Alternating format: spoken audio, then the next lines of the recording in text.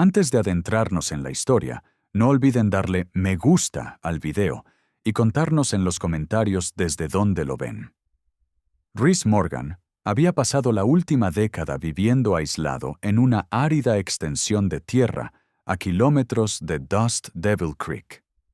En el pasado, había dirigido un pequeño negocio de transporte con su hermano menor, llevando suministros entre estaciones de ferrocarril y campamentos mineros, hasta que una estampida nocturna, provocada por cuatreros a quienes nunca vieron, terminó con su hermano pisoteado por su propio rebaño, presa del pánico. Tras enterrarlo bajo un solitario enebro, revendió los carros y compró un pedazo de tierra olvidado, donde trabajaba con el ganado lo justo para sentir el dolor en los músculos y el sol en la espalda. Su única ambición ahora era evitar a la gente y la tristeza que inevitablemente arrastraban consigo como una cadena que tintinea. Sin esposa, sin socios, sin amigos, solo la tierra implacable, 2 buenos caballos y un Winchester que rara vez tocaba, a menos que un coyote se atreviera a acercarse al gallinero. Esa tarde, acababa de llenar un cubo de hojalata con agua turbia sacada del pozo y estaba raspando una gruesa capa de barro de sus botas gastadas, cuando oyó el inconfundible sonido de caballos que se acercaban. No era el ritmo constante y disciplinado de una partida de caballos, ni el paso pesado de un viajero solitario. Los cascos golpeaban la tierra compacta con un ritmo irregular, como si fueran caballos ebrios, exhaustos o una miserable combinación de ambos. Rhys interrumpió su trabajo, quedándose inmóvil mientras observaba la lejana línea de árboles donde comenzaba el sendero sur.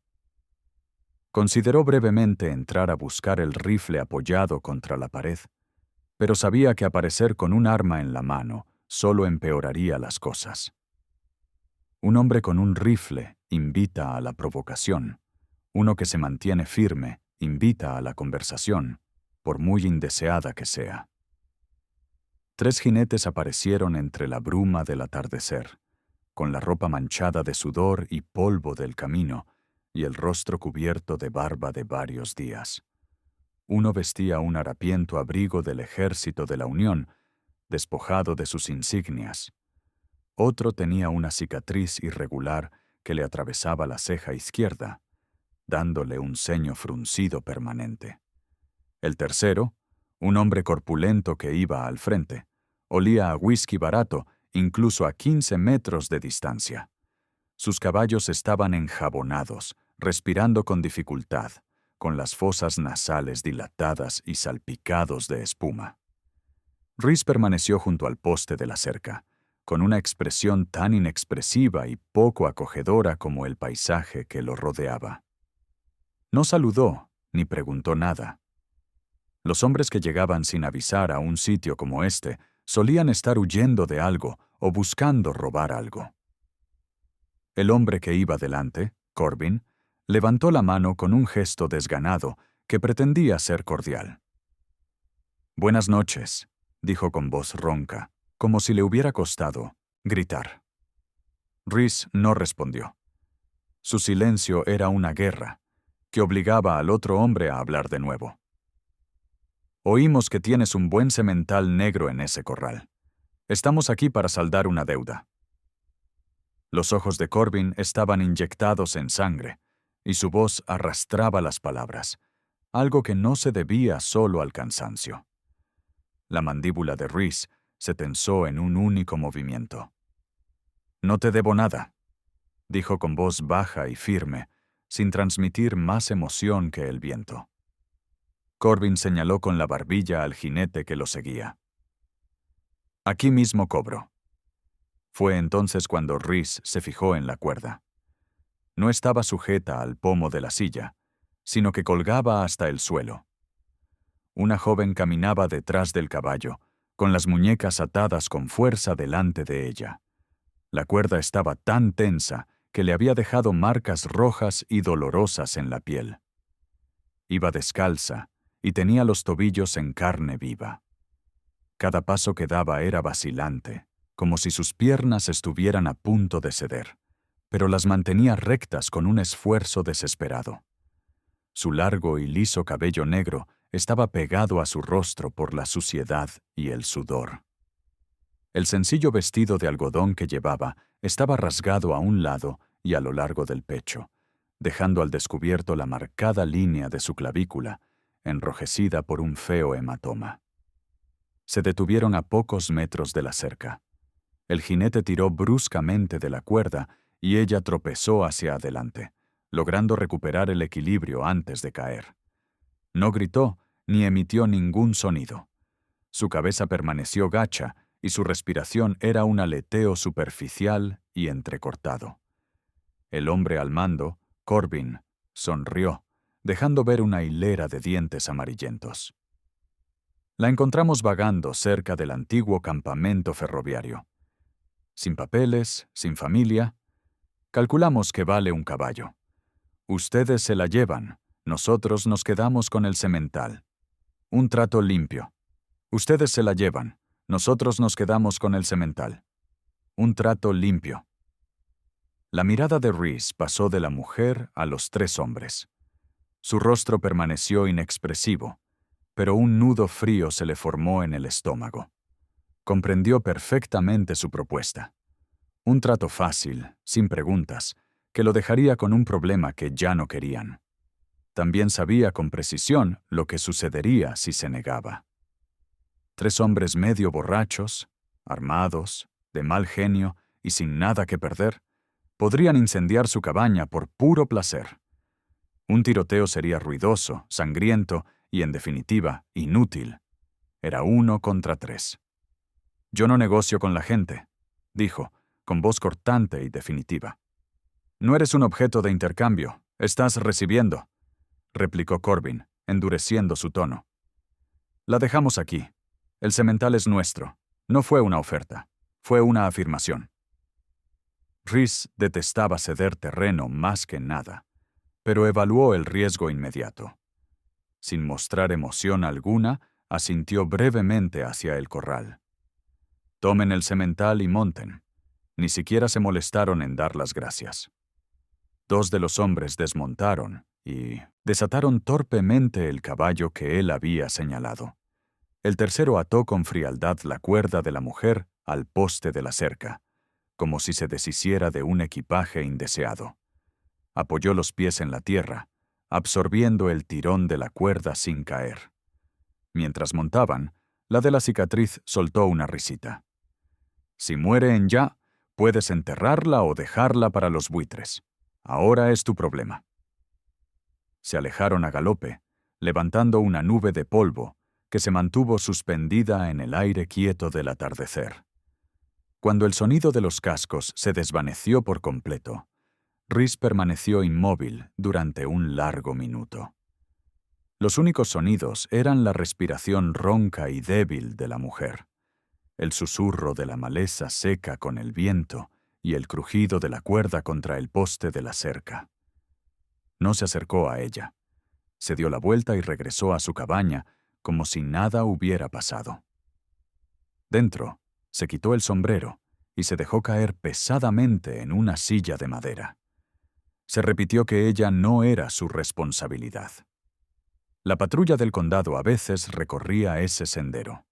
La encontraban y la llevaban al pueblo, o no. En cualquier caso, no era asunto suyo. Al caer la noche, encendió una lámpara de aceite y cortó un trozo de carne salada. Comió despacio, pensando en la estampida, en la última vez que ignoró un peligro que no parecía ser suyo. Ese recuerdo siempre terminaba igual, con una tumba recién cavada y un peso de culpa que jamás disminuía. Miró por la puerta abierta. Ella seguía atada al poste, erguida, pero con los hombros caídos por el cansancio. El aire nocturno se volvía frío. Una hora transcurrió lentamente. Maldijo una vez, un sonido agudo en la silenciosa cabaña, y se puso de pie. Afuera, el viento era más frío. Caminó hacia ella sin decir palabra. Ella no pareció percatarse de su presencia, hasta que él extendió la mano y tocó la cuerda. Se estremeció violentamente.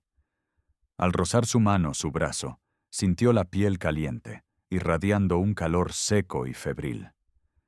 Vio los talones agrietados de sus pies descalzos, el leve temblor en sus piernas. Las quemaduras de la cuerda en sus muñecas estaban oscuras por la sangre seca. Sacó su cuchillo y con un rápido movimiento cortó la cuerda. Sus brazos cayeron flácidos a sus costados y se tambaleó. La atrapó justo antes de que tocara el suelo. Pesaba menos de lo que esperaba, una frágil acumulación de tensión y huesos.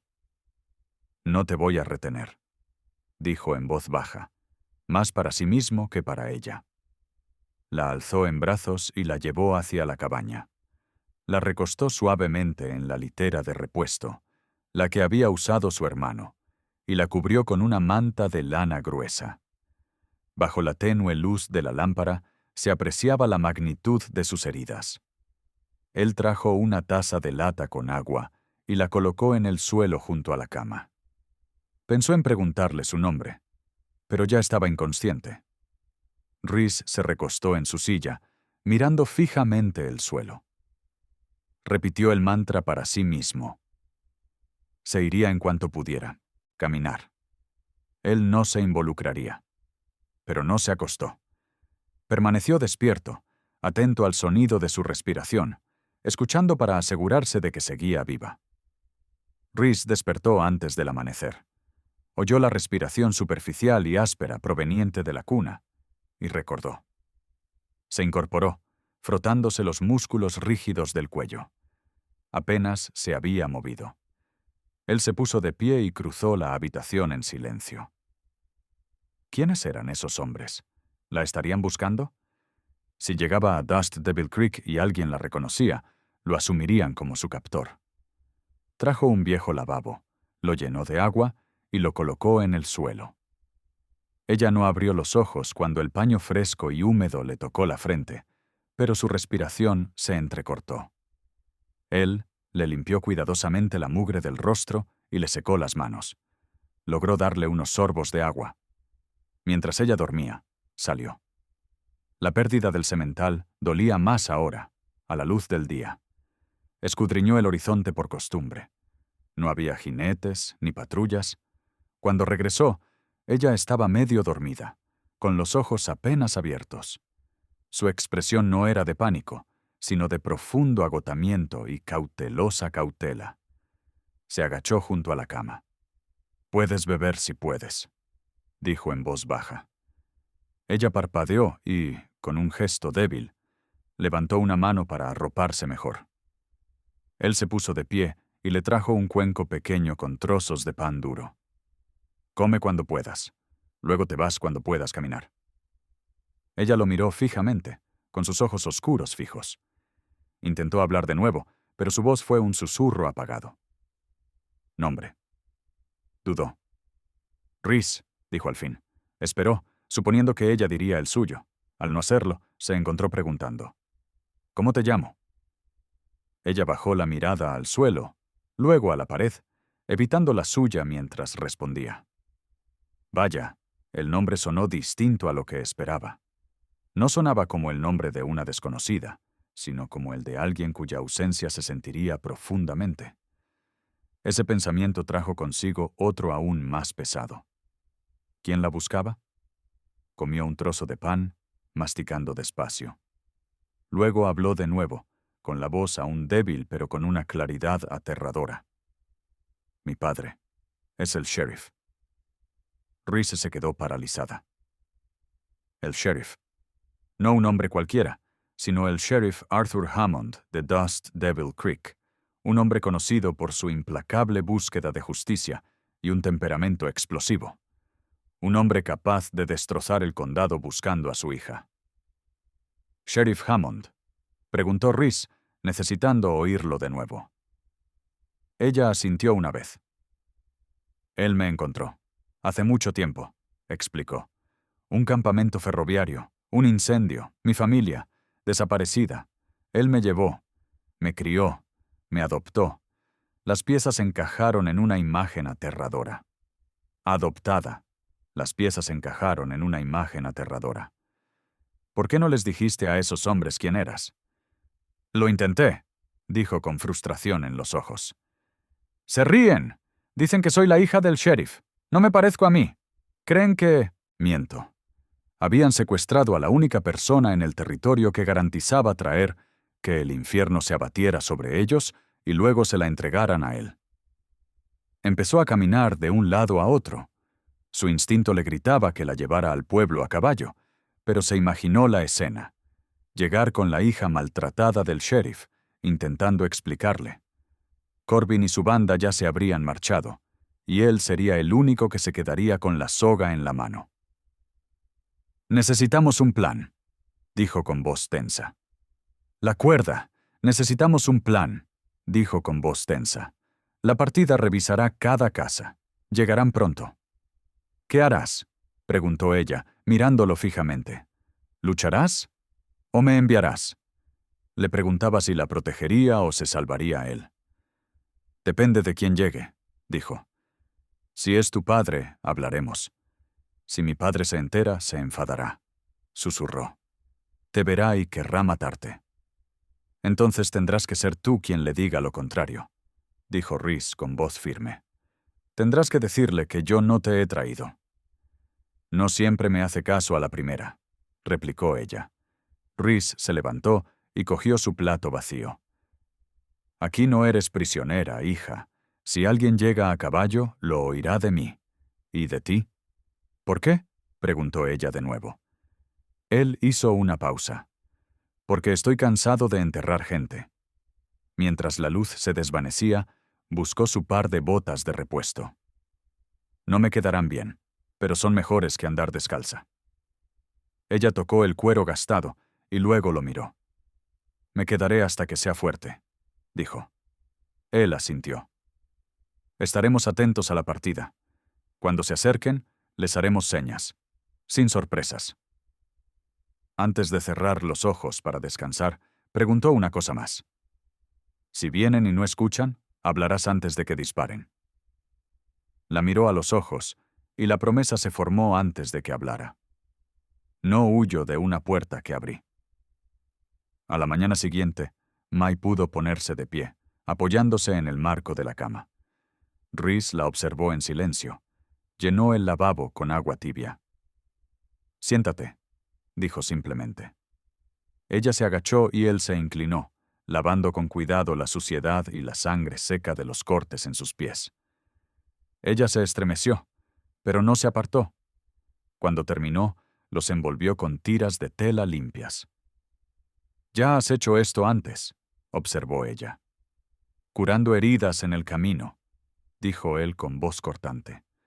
No siempre funcionaba. Ella lo miró fijamente un instante.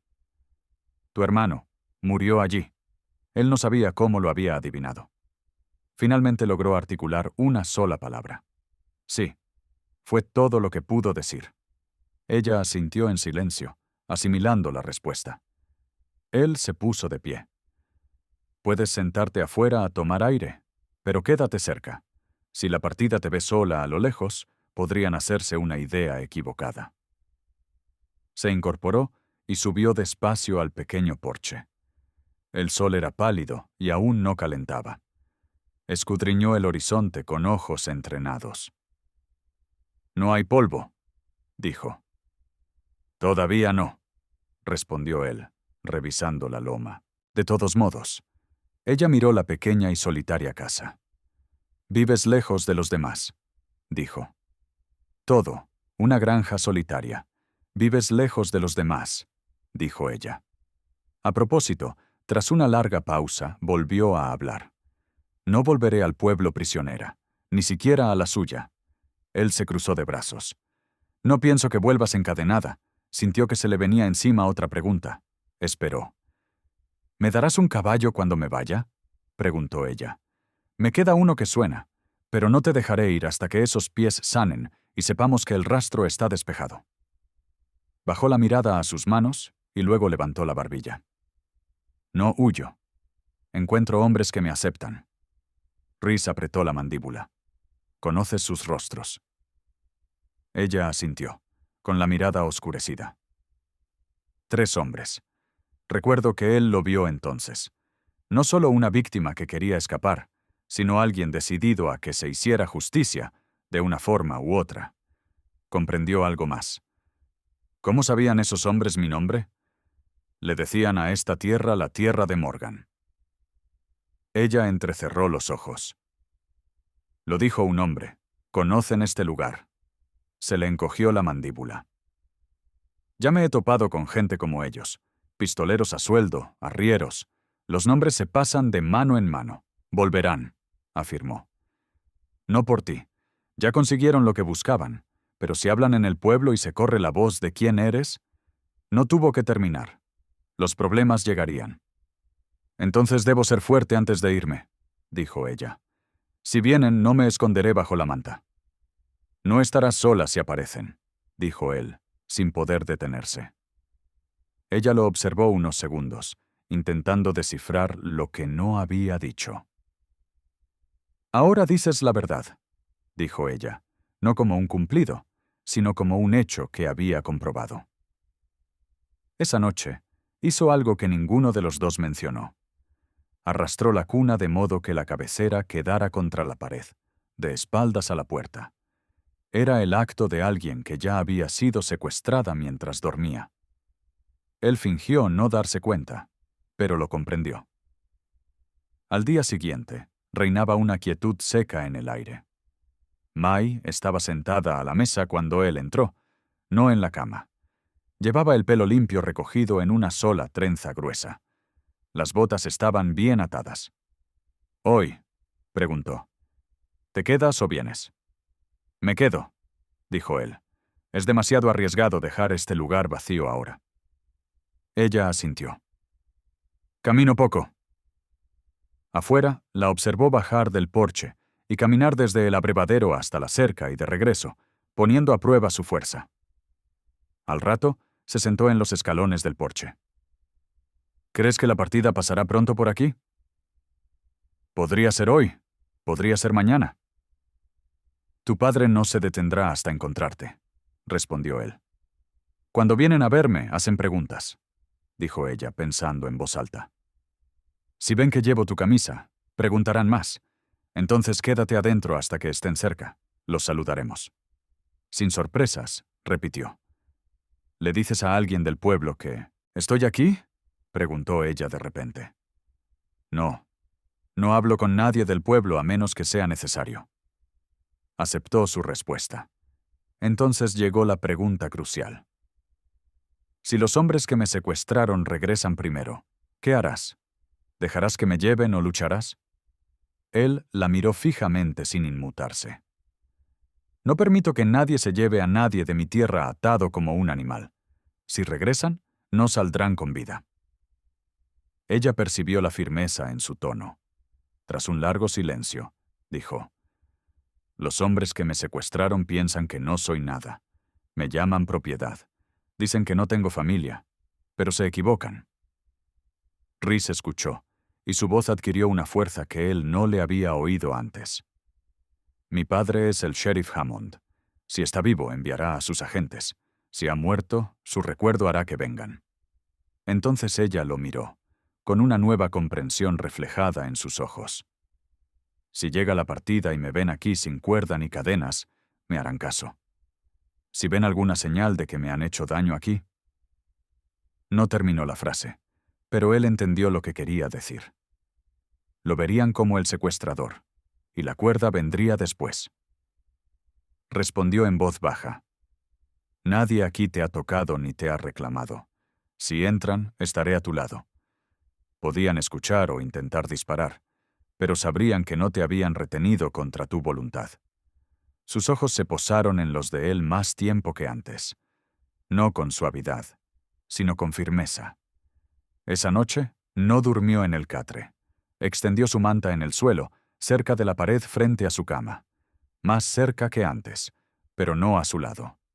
Antes de acostarse, solo dijo una cosa más. «Cuando llegue mi padre, hablaré primero». «Me oirá», respondió. «Y estaré aquí cuando lo haga». El viento cambió antes del amanecer, trayendo consigo el tenue sonido de varios caballos que avanzaban con determinación. Rhys despertó al instante. El aire era más frío, con una tensión que calaba hasta los huesos. Se incorporó, llevando la mano al revólver que tenía junto a la cama. Mai ya estaba despierta, sentada al borde del catre, con las botas puestas. Miró la puerta, luego a él. No sentía pánico, solo una tensa expectación. Él se puso de pie y se acercó en silencio a la ventana. El paisaje exterior era gris azulado con los primeros rayos de sol. 5 siluetas oscuras se movían a lo largo de la cresta, acortando la distancia. Cabalgaban en una formación compacta y disciplinada, no como vagabundos. Era la partida. Él volvió a mirarme. 5 jinetes. No los hombres que te trajeron. Se irguió con cautela, con las fuerzas ya más firmes. «Mi padre», susurró. La pregunta que tanto temía, por fin, había llegado. ¿Dispararía Hammond primero y lloraría después? Se apartó de la ventana. «Quédate dentro hasta que te llame. Déjame hablar con ellos primero». Ella se volvió bruscamente hacia él. «Déjame hablar con ellos primero». Ella se giró bruscamente hacia él. «No. Si solo te ven a ti, pensarán que me escondes. Dispararán. Me quedaré en la puerta. No detrás de ti. A tu lado». Él sopesó sus palabras. Tenía razón. Un hombre solo saludando a un grupo que buscaba a una chica era un blanco fácil. «De acuerdo», dijo. «Pero déjame hablar primero. No salgas hasta que te lo diga. Déjame que te explique la situación». Ella no tardó en asentir. Simplemente se dirigió a la puerta y esperó en las sombras. Rhee salió al porche con su Winchester en una mano, el cañón apuntando al suelo. No gritó. Se quedó donde pudieran verlo claramente. Los 5 jinetes aminoraron la marcha al divisarlo, dispersándose a medida que se acercaban. El hombre que iba al frente era inconfundible. El sheriff Hammond, con el rostro desencajado por el cansancio y la furia, y una estrella plateada prendida en el chaleco. Empuñaba un rifle Spencer sobre la silla de montar y mantenía la mirada fija en Rhys. Se detuvieron a 30 metros de la cabaña, una fila de hombres silenciosos y peligrosos. «Morgan», tronó la voz de Hammond por todo el patio, áspera por el insomnio y la rabia. «Buscamos a mi hija. ¿Ha visto pasar a alguien por aquí?» Rhys mantuvo la voz firme y tranquila. «Está aquí, sheriff. Está viva y está a salvo». Los agentes se pusieron tensos, con las manos preparándose para desenfundar. El rostro de Hammond se ensombreció. Sus nudillos se pusieron blancos sobre la culata de su rifle. «Tienes una oportunidad para explicar por qué mi hija está en tu cabaña, Morgan. Una sola». «Yo no la traje», dijo Rhys con calma. 3 hombres la trajeron anoche. Me obligaron a intercambiarla por mi semental». «¡Qué cuento más raro!», gruñó uno de los ayudantes. «Es la verdad», dijo Rhys sin apartar la vista del sheriff. «Ahora, antes de que hagas algo de lo que te arrepientas, quiero que lo veas por ti misma». «Mai, sal». Mai apareció en el umbral. No estaba atada. No lloraba. Se irguió con su camisa holgada, el pelo trenzado, el rostro pálido pero sereno. Verla viva dejó a la partida en silencio, conmocionada. La furia en el rostro de Hammond se desvaneció, reemplazada por un rugido de alivio. Pero la sospecha la invadió rápidamente al ver a Rhys y luego a su hija, que vestía la camisa del hombre. «¿Mai?» La voz de Hammond era un susurro ahogado. Mai alzó la barbilla. «No estoy herida, papá. Este hombre me salvó», dijo, cambiando al inglés claro y articulado que él le había enseñado. Cortó la cuerda. Me dio comida y refugio. No me hizo daño. Hammond desmontó lentamente, sin apartar el rifle de Rhys. «Apártate de ella, Morgan». Rhys dio un paso lento hacia un lado. El sheriff avanzó, escrutando a su hija en busca de alguna herida. Vio las muñecas vendadas, los moretones en su clavícula. Su mirada se volvió hacia Rhys, fría y letal.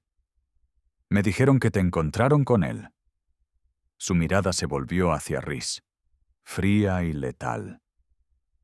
Me dijeron que te encontraron con él. Que te compró. Mintieron, dijo con vehemencia, interponiéndose entre ellos. 3 hombres, más allá. Uno con una cicatriz en el ojo. Me arrastraron durante días. Me dejaron aquí, atada a ese poste. El señor Morgan me encontró. Me hizo entrar. Curó mis heridas. Hammond miró el rostro decidido de su hija y luego el impasible de Rhys. La sencilla historia no encajaba con la violenta narrativa que había estado construyendo en su cabeza durante 3 días de agonía. Bajó el rifle apenas un poco. Los hombres, ¿a dónde fueron? Rhys le dio la dirección de Broken Messer. Uno se hacía llamar Corbin. Cabalgaban a toda velocidad, rumbo al pueblo para vender el caballo que me robaron. El sheriff asimiló los detalles, con la mente trabajando. Volvió a mirar a su hija, luego a Rhys. El hombre solitario y abatido que recordaba del pueblo no parecía un secuestrador. Parecía un hombre que había pasado por su propio infierno y no tenía ningún interés en visitar el de otro. «Dice la verdad, padre», dijo en voz baja. «Llevarán consigo a su semental negro». Finalmente, Hammond bajó el rifle por completo. Se volvió hacia sus ayudantes. «2 de ustedes vayan a buscar a Broken Messer. Encuentren un semental negro y a los hombres que lo montan. Tráiganlos de vuelta, vivos, si es posible», asintieron los hombres, espoleando a sus caballos, que levantaron una nube de polvo al galopar. Hammond se volvió hacia Rhys. Su expresión ya no era hostil, sino cansada y llena de una deuda que no sabía cómo expresar. «¿Yo?», preguntó. «Te debo una, Morgan». Rhys negó con la cabeza. «No te debo nada. Solo quería evitar que cavaran otra tumba en esta tierra. Di un paso al frente». «Todavía no estoy lista para irme, padre. Mis pies aún se están recuperando. Necesito un día más». Hammond parecía dispuesto a discutir, a alzarla en brazos y llevarla de vuelta a la seguridad de su tejado. Pero vio la mirada en sus ojos, la misma independencia obstinada que él había fomentado en ella. Contempló la tranquila soledad de la granja de Rhys, un lugar claramente libre de peligros. Asintió con reticencia. «Algún día dejaré un ayudante». «No», dijeron Rhys y May al unísono. May puso una mano en el brazo de su padre. «Aquí estoy a salvo. Mañana estaré en casa». El sheriff vaciló, pero finalmente asintió, impulsado por una profunda confianza en su hija que anulaba cualquier instinto. Montó a caballo. Le dirigió a Rhys una larga y escrutadora mirada, una mezcla de gratitud y advertencia, y partió con los hombres que le quedaban. Cuando se marcharon, un profundo silencio se apoderó del patio. May soltó un suspiro que no se había dado cuenta de que estaba conteniendo. Rhys bajó su Winchester, dejándola finalmente sobre la mesa. Ella lo miró, no como una víctima mirando a un salvador, sino como a un igual. «Ahora», dijo, esbozando por primera vez una pequeña sonrisa decidida, «no volverán para matarte». No le preguntó si de verdad pensaba irse mañana. Solo le preguntó, «¿Confías en que él los encuentre?» Ella sostuvo su mirada. «Mi padre siempre consigue a su hombre, pero yo te apoyé». Él lo vio. Sabe que yo elegí, no que me obligaran. La pregunta tácita sobre lo que esa elección podría significar para el futuro flotaba en el aire silencioso mientras el sol ascendía, disipando el frío matutino. Fuera lo que fuese lo que viniera, los encontraría en tierra firme, donde ninguno de los dos estaba.